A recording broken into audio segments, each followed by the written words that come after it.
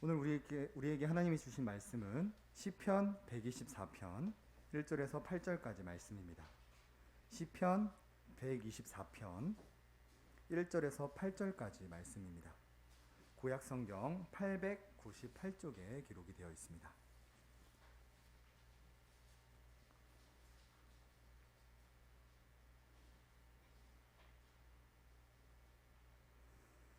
시편 124편 1절에서 8절까지 말씀 함께 교독하시겠습니다. 이스라엘은 이제 말하기를 여호와께서 우리 편에 계시지 아니하셨더라면 우리가 어떻게 하였으랴.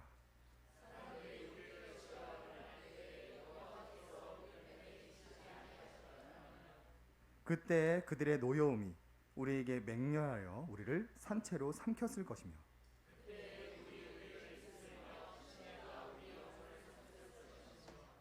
그때 넘치는 물이 우리 영혼을 삼켜들 것이라 할 것이로다.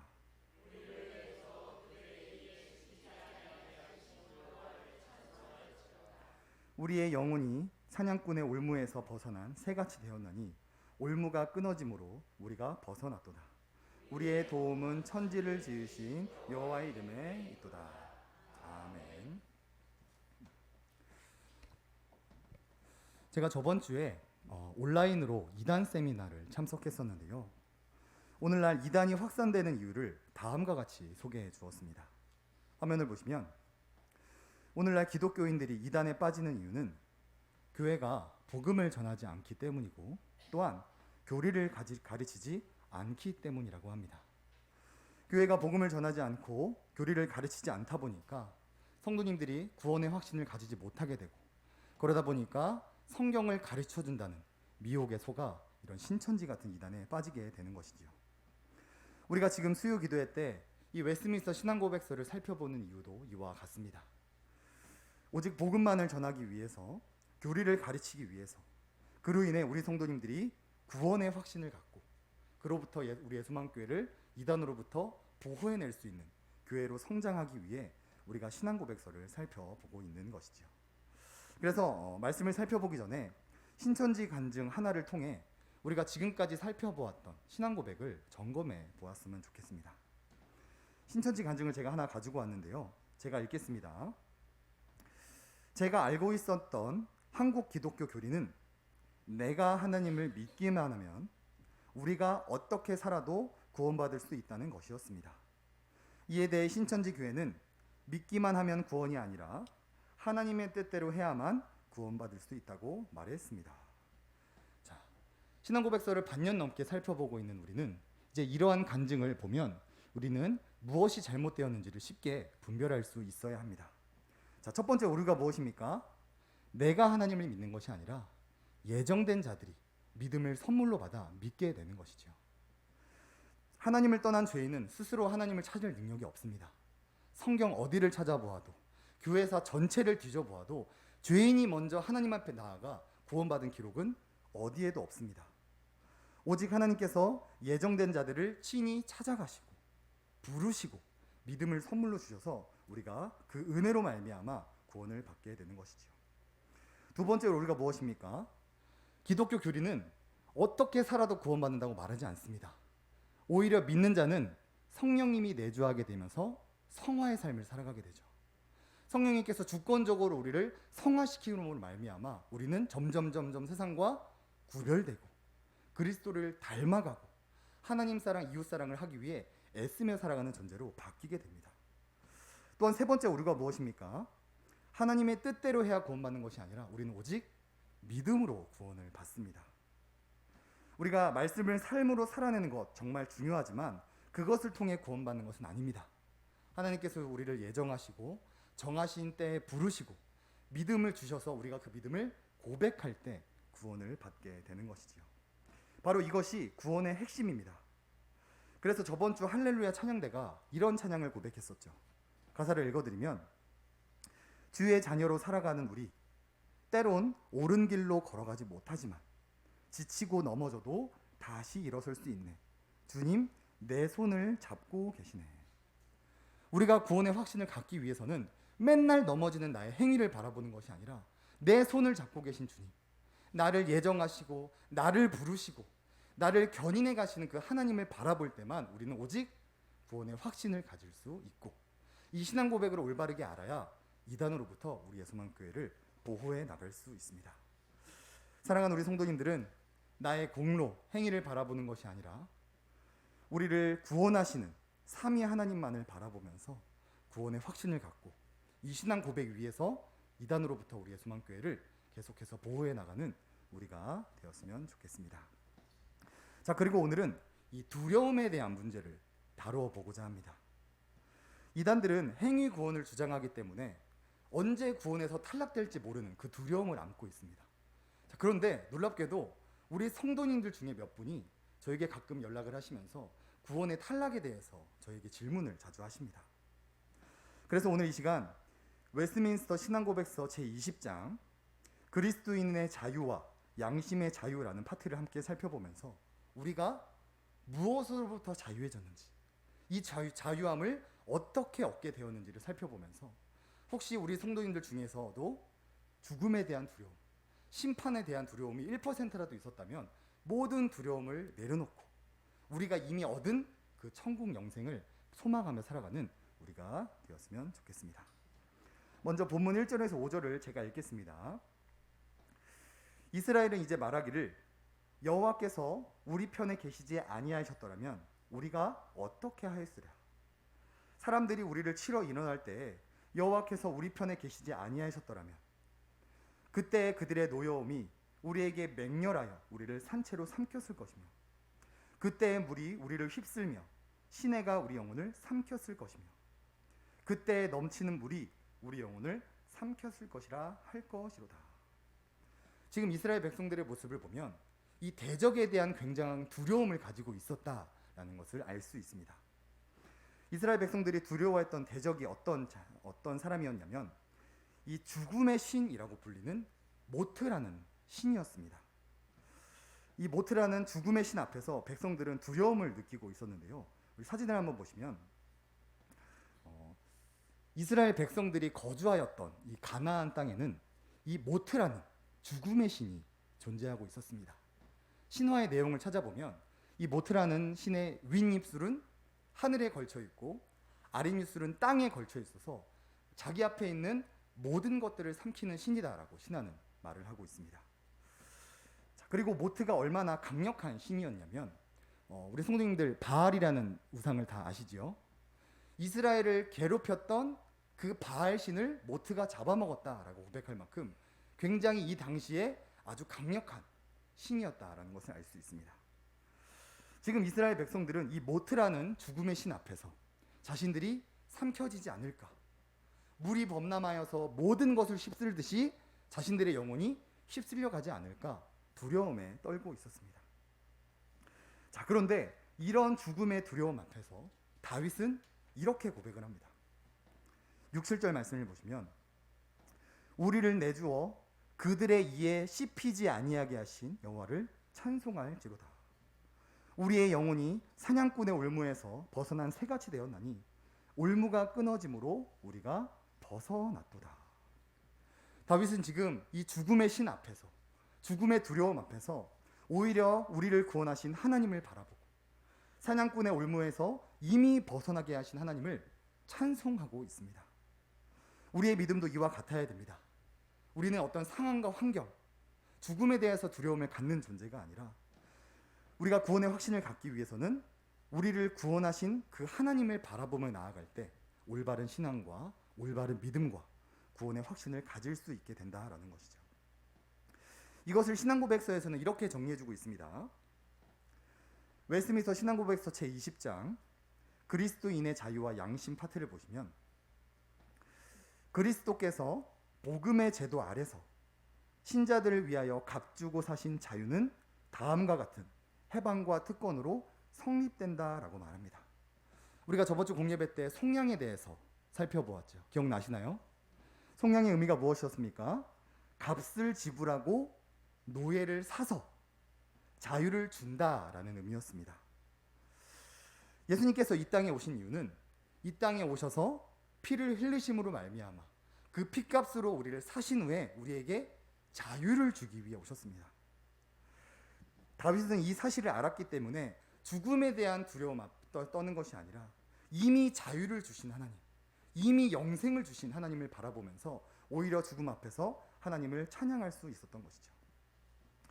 다윗이 이렇게 찬양할 수 있었던 자유가 무엇인지를 신앙고백서를 통해 조금 더 구체적으로 살펴보겠습니다. 자, 우리가 어떤 자유를 얻게 되었을까요? 우리 1번을 함께 읽어보겠습니다. 시작. 우리는 죄의 책임, 하나님의 진노, 율법의 저주로부터 해방되었습니다. 신앙고백서를 보시면 그들이 그 죄책에서, 하나님의 정죄하시는 진노에서, 또한 도덕적 율법의 저주에서 해방되었다라고 말합니다. 우리는 본래 죄인이었죠. 또한 하나님은 공의로우시기 때문에 이 죄를 반드시 벌하셔야만 했습니다. 그래서 우리는 이 죄값 때문에 죽음에 이르게 될 수밖에 없고 죽음 이후에는 심판만이 기다리는 비참한 존재였죠. 그때 예수님께서 이 땅에 오셔서 피를 흘리시고 그 보혈로 우리를 사셨습니다. 그리고 사셨을 뿐만 아니라 자유를 주신 거죠. 성경 구절로 정리해 보겠습니다. 예수님께서 모든 죄에서 우리를 속량하시고 장차 올 진노에서 건지시고 우리를 대신하여 저주를 담당하셨다라고 성경은 말합니다. 우리 함께 읽어볼까요? 시작. 예수님께서 모든 죄에서 우리를 속량하시고 장차 올 진노에서 건지시고 우리를 대신하여 저주를 담당하셨다. 아멘. 우리가 예수님을 믿기만 하면 이 모든 속량이 우리에게 적용이 됩니다. 우리가 10살에 믿었던, 20살에 믿었던, 예수님을 믿었던 그 과거에 우리는 이미 하나님에 대한 죄책, 하나님에 대한 심판, 율법의 저주로부터 이미 자유해진 존재다라고 성경은 말을 하고 있는 거예요. 그래서 사도 바울이 이렇게 고백했습니다. 로마서 8장 말씀을 보시면 그러므로 이제 그리스도 예수 안에 있는 자에게는 결코 정죄함이 없나니 이는 그리스도 예수 안에 있는 생명의 성령의 법이 죄와 사망의 법에서 너를 해방하였습니다. 사랑하는 우리 성도님들은 예수님을 하나님의 아들로, 예수님을 그리스도로 믿으시나요? 우리가 정말 이 사실을 믿는다면 과거에 예수님을 믿었던 그 시점에 우리는 이미 죄에 대한 책임도 없어졌고요, 하나님의 심판에서도 벗어났고요, 율법의 저주에서 다 이미 자유해진 사람들입니다. 우리가 이것을 안다면 죽음에 대한 두려움, 이런 이단들이 말하는 이런 행위적인 거에 관심을 둘 필요가 없습니다. 우리가 이미 자유인인데, 우리가 이미 해방되었는데 또다시 바보처럼 그 행위에 쩔쩔맬 필요가 없는 것이죠. 우리 사랑하는 성도님들은 꼭 기억하기 원합니다. 우리가 예수님을 믿었던 그 옛날 옛적에 우리는 이미 자유인이 되었습니다. 우리가 행위에 대해서 더 이상 쩔쩔맬 필요가 없다라는 것이죠. 자, 두 번째로 우리가 어디로부터 해방이 되었을까요? 우리 2번을 함께 읽어보겠습니다. 시작. 우리는 악한 세상, 사탄의 속박, 죄의 지배로부터 해방되었습니다. 신앙고백서를 보시면 그들이 이 악한 세상에서, 사단과 관련된 결박에서, 또한 죄악의 지배에서 해방되었다라고 말합니다. 인간은 범죄함으로 말미암아 이 하나님 나라에서 살 수 없고 이 세상으로 쫓겨나게 되었죠. 그래서 우리는 지금까지 이 사탄이 다스리고 있는 이 땅에서 죄의 종노릇하며 살아왔었습니다. 하지만 어떤 일이 있었습니까? 예수님께서 이 땅에 오셔서 보혈을 흘리심으로 말미암아 그 사탄의 종됐던 우리를 사시고 우리에게 자유를 허락해 주셨습니다. 이것도 성경 구절로 정리해 보면 이 악한 세상에서 우리를 건지시기 위해서, 마귀의 일을 멸하기 위해서, 다시는 죄에게 종노릇하지 않기 위해서다라고 성경은 말합니다. 우리 또 한번 같이 읽어볼까요? 시작. 이 악한 세상에서 우리를 건지시기 위해서, 마귀의 일을 멸하기 위해서, 다시는 죄에게 종노릇하지 않기 위해서다. 아멘. 우리가 예수님을 믿은 그 즉시 우리는 이 사탄의 권세에서 자유함을 얻게 됩니다. 우리가 예수님을 믿은 그 즉시 마치 새가 올무에 걸려 있다가 올무에서 해방된 것처럼 자유함을 얻게 됩니다. 나의 노력이 아니라 주님의 도움으로, 주님의 능력으로, 주님의 신실하심으로 말미암아 우리가 이 자유함을 얻었다라는 것이지요. 우리가 이 사실을 알면 그저 다윗처럼 춤을 출 수밖에 없습니다. 더 이상 내 행동에 연연해야 할 필요가 없는데 이 교리를 알지 못하면 우리는 여전히 넘어지는 나의 모습을 연연해하면서 혹시 나의 모습 때문에 구원에서 탈락되는 것은 아닐까, 이런 그릇된 생각을 하게 되는 것이죠. 사랑하는 우리 성도님들은 꼭 기억하기 원합니다. 우리가 예수님을 믿었던 그 옛날 옛적에 우리는 이미 하나님의 심판으로부터, 사탄의 권세로부터 해방된 사람들입니다. 더 이상 죄에 걸려 넘어지는 나 자신을 바라보는 것이 아니라 우리를 이미 자유케 하신 하나님을 바라볼 때 우리는 구원의 확신을 가질 수 있게 되는 것이죠. 자, 마지막으로 우리가 어디에서부터 자유해졌는지 우리 3번을 함께 읽어보겠습니다. 시작. 우리는 사망에서 해방되었습니다. 아멘. 신앙고백서를 보시면 그들이 해로운 고난에서, 사망에서, 무덤에서, 또한 영원한 정죄에서 해방되었다라고 고백합니다. 인간이 죄에 빠지게 되면서 여러 가지 비참함에 놓이게 되었습니다. 먼저 행복하던 삶에서 우리 삶에 고통이 찾아왔고요. 우리는 평생 고통 가운데 살아가다가 죽음을 맞이하게 되었고, 죽음을 맞이하면 무덤에 머물다가 마지막 날에 부활하여서 하나님의 심판을 받는 것이 우리의 연약한 인생이었죠. 하지만 그때 또 역시 어떤 일이 있었습니까? 예수님께서 보혈을 흘리심으로 말미암아 우리를 사셨습니다. 뿐만 아니라 예수님께서 부활하셔서 부활의 첫 열매가 되어서 부활의 보증이 되셔서 예수님을 믿는 자도 더 이상 죽음에 연연하는 것이 아니라 부활하는 영생을 소유할 수 있게 되었습니다. 하일데베르크 요리문답 42문을 보시면 우리의 죽음은 자기 죄값을 치르는 것이 아니며 단지 죄 짓는 것을 그치고 영생에 들어가는 것입니다 라고 말합니다. 우리가 계속해서 죄를 짓죠. 예수님을 믿지만 여전히 죄된 본성이 남아있기 때문에 죄를 짓습니다. 그런데 죽음은 어떤 것입니까? 이 연약히 죄를 짓는 것들을 이제 다 그치고 영생으로 들어가는 어떤 한 과정으로 죽음이 변하게 된 것이지요. 제가 이 사람이 어떨 때 가장 스트레스를 받는지 찾아보았는데요. 가장 많이 스트레스를 받을 때가 자녀가 죽었을 때, 그렇게 스트레스를 많이 받는다고 합니다. 두 번째로 배우자가 죽었을 때 또 엄청난 스트레스를 받는다고 합니다. 인간에게 있어서 죽음은 가장 큰 두려움이고요, 가장 큰 스트레스입니다. 우리가 어떻게 컨트롤할 수 없는 부분이기 때문이죠. 그런데 예수님을 믿으면 이 죽음으로부터 자유해진다고 말합니다. 제 외할머니께서 권사님이셨는데요, 어느 날 저에게 나는 예수님을 믿기 때문에 죽음에 대한 두려움이 없다라고 말해주신 적이 있습니다. 왜 그렇게 말씀하셨을까요? 그리스도인에게 죽음은 더 이상 심판이 아니라 영생으로 들어가는 과정 중 하나이기 때문입니다. 그래서 예수님께서 이렇게 말씀하셨습니다. 요한복음 11장 말씀에 예수께서 이르시되 나는 부활이요 생명이니 나를 믿는 자는 죽어도 살겠고 무릇 살아서 나를 믿는 자는 영원히 죽지 아니하리니 이것을 내가 믿느냐. 우리가 예수님을 믿은 그 순간 우리는 죽음으로부터 자유해집니다. 구원이라는 것이 무엇입니까? 우리가 죽고서 천국에 가는 것이 구원이 아닙니다. 예수님을 믿고 그때 영원한 생명을 얻는 그 자체가 바로 구원인 것이죠. 그렇기 때문에 우리가 이것을 알면 우리는 죽음으로부터, 죽음의 두려움으로부터 자유해질 수가 있습니다.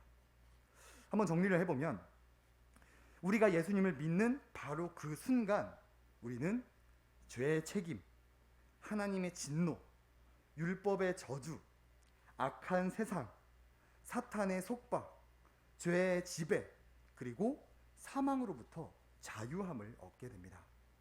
다윗은 이 사실을 알았기 때문에 백성들이 벌벌 떠는 그 모트 앞에서도 담대할 수 있었고 오히려 하나님을 찬양하며 나아갈 수 있었던 것이죠. 죽음에서 벗어나기 위해 발버둥 치는 것이 아닙니다. 다윗은 그 죽음의 두려움 앞에서 어떻게 행동했습니까? 우리 8절 말씀을 함께 읽어보겠습니다. 시작. 우리의 도움은 천지를 지으신 여호와의 이름에 있도다. 아멘. 이름은 하나님의 능력 혹은 권세를 의미합니다. 다윗은 죽음 앞에서 무엇을 바라보았습니까? 하나님의 능력과 권세를 바라보았습니다.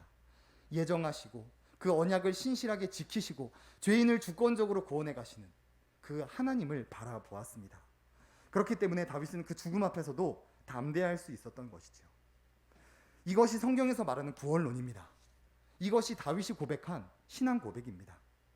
오늘날 이 간단한 교리를 알지 못해서 우리 성도님들 중에서도 구원에서 탈락되진 않을까 고민하는 분들이 여럿 계시고요. 오늘날 이 간단한 교리를 교회에서 가르치지 않아서 신천지에 가서 성경 공부하는 사람들이 참 많습니다. 사랑하는 우리 성도님들은 이 교리를 꼭 기억하셨으면 좋겠습니다. 우리가 예수님을 믿은 그 즉시 우리는 하나님의 심판으로부터, 율법 사탄의 권세로부터, 또한 사망으로부터 모두 이미 자유함을 얻은 존재들입니다. 이 사실을 알지 못하여서 여전히 자신의 행위를 바라보고 구원에서 탈락되지 않을까 두려움을 갖고 있는 분들이 우리 예수만교회 안에도 계십니다. 혹시 이런 분들이 우리 옆에 계시다면 우리는 무엇이라고 말을 해줘야 될까요? 걱정하지 마십시오. 성도님이 예수님을 믿었던 그 옛날 옛적에 우리 성도님들이 이미 하나님의 심판에서 자유해 주셨고요. 세상 권세로부터 자유해 주셨고요. 사망에서부터 자유해 줬습니다. 이렇게 올바른 말씀으로 가르쳐 줄 수 있는 그런 교회가 되었으면 좋겠습니다. 저는 이 통계 자료를 보면서 저는 성도님들이 굉장히 복음에 대하여 갈급하다는 것을 처음 알았습니다. 그냥 이렇게 좋은 이야기 해주고 복 받는다 이야기 해주면 성도들이 좋아할 줄 알았는데 설문조사를 해보니까 오히려 목사가 복음을 담대하게 선포할 때 성도들이 더 좋아한다는 자료를 보면서 참 오늘날 교회들이 이 교리를 가르치지 않고 복음을 전하지 않고 그냥 인간의 귀에 즐거운 소리만 하는구나. 그러다 보니까 성도들이 구원의 확신을 갖지 못하고 계속해서 이단에 빠지고 있구나. 조사를 해보니까 이단이 정말 지금 20% 정도 된다고 합니다. 전문가들의 예상을 해보면 이단은 점점점 성장할 거고요. 기존 교단들은 점점점 퇴보할 거로 예상을 하고 있습니다. 이러한 시대에 우리가 무엇을 해야 되겠습니까? 교리를 올바르게 알아야 되고요. 교역자들은 오직 복음만을 전해야 됩니다. 우리 성도님들은 그저 이것을 듣고 흘려보내는 것이 아니라 이것을 정립하고 또 정립하여서 이 교리를 알지 못하는 자들을 가르칠 수 있는 데까지 자라나야 합니다. 그때 우리가 건강한 교회, 하나님의 기쁨이 되는 교회, 이단으로부터 우리를 보호할 수 있는 교회가 될 수 있습니다. 오늘날 교회가 복음을 전하지 않아서, 교리를 가르치지 않아서 많은 성도님들이 이단에 빠지는 이 시대 가운데 우리 예수만교회는 복음을 올바르게 알고 교회를 올바르게 배움으로 말미암아 우리가 먼저 구원의 확신을 갖고 또한 이 교리를 알지 못하는 자들을 가르치는 데까지 자라갈 수 있는 그런 건강하고 성숙한 교회가 될 수 있도록 우리 이 시간 함께 기도하며 나아가시겠습니다.